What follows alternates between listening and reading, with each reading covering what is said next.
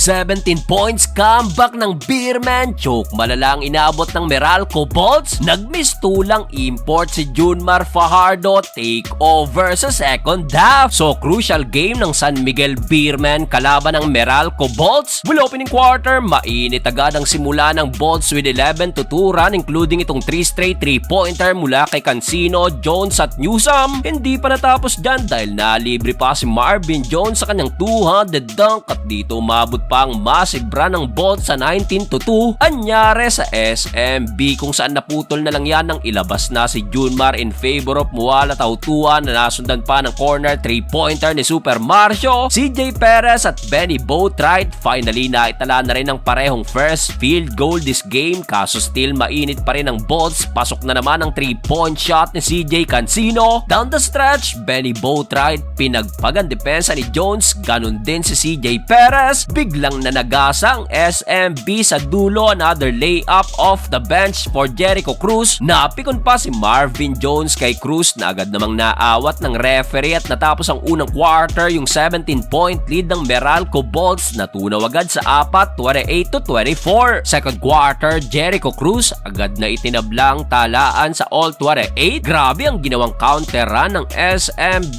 Heto't kumana pa ng 4 si Chris Ross to take the lead. Naputol na lang yan ng malibre na naman si Jones sa kanyang another 200 dunk na nasundan pa ng isa pang reverse dunk. Showtime ang import ng Meralco Bolts. Halfway mark, Chris Newsome nagparamdam na rin sa kanyang 4-point shot. Under 3 minutes, nasundan pa yan ng 3 mula pa rin kay Newsome at dito na mag-aulit ang labang ng Bolts sa double digit. Under a minute mark naman ang maitala na rin sa wakas ni Junmar ang kanyang nag-iisang basket. Biglang bumaba ang stats ngayong conference ni The Kraken, 55-48 halftime. Start the third quarter, heto't in-involve agad si Junmar sa opensa. Inatak si Marvin Jones, di nga lang nakumpleto itong end 1 pero sa sumunod na possession against Jones na naman, this time nakumpleto na yan ni The Kraken. Grabe ang adjustment ng SMB.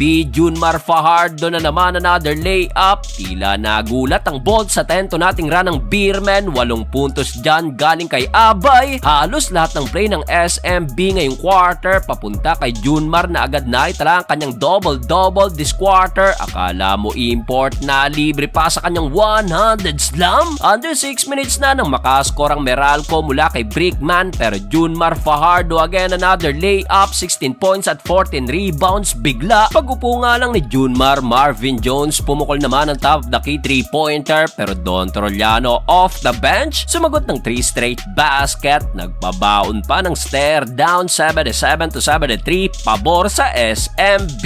Fourth and final quarter, tuloy-tuloy ang run ng Beerman. Jericho Cruz kumana agad beyond the arc. After nyan hindi pa tapos si Junmar, pinagpag sa ilalim si Brandon Bates at Don Trollano pumukol pa ng 4 kaya dito na magapa sa double digit ang lamang ng SMB. Bukod kay Junmar, grabe din ang second half performance ni Trollano na meron ng 16 points, galing pa yan sa injury. Well, naputol na lang ang run na yan sa back-to-back basket na to ni Newsome, baba sa single digit 84-93. Kaso graduate naman ang inabot ni Cliff Hodge pero under a minute mark nabuhayan pabigla ang Bolts dahil sa back-to-back basket ni Cancino at Marvin Jones, baba sa 4 92-96. Pero Junmar Fajardo inangat ulit yan sa 7 at sa huli hindi na nakabalik pa ang Bolts na kumpleto ng Beerman ng 17 points comeback.